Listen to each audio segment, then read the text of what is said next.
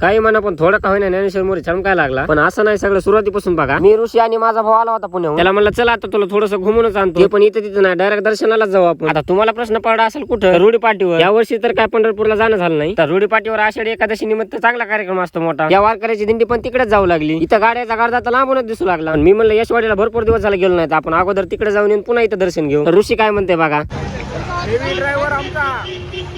थेट मग परभणीवरून आलो यशवाडीला. आज काय गर्दा नव्हता म्हणून लवकर झाले दर्शन. पण एवढ्यात आपले फॉलोअर्स भेटले. पण भारी वाटतं असं कोणी भेटल्यावर. थोडा का होईना पण ज्ञानेश्वर मोरे पण चमकायला लागला राव. मग तिथून वापस निघालो रुडी पाटीकर. हे आहे रुडी पाटीवरचं ज्ञानेश्वर माऊलीचं मंदिर. आता तुम्हाला तर गर्दा बघून कळलंच असेल की चांगलीच पब्लिक आहे म्हणून. इथं दर्शन घेतले आणि बाजूला अभंग चालू होते. असं वाटत होतं की जसं काय आपण पंढरपूरला चालू होतं. तर मग बस आजच्यासाठी एवढं. भेटू आपण पुढच्या व्हिडिओ मध्ये.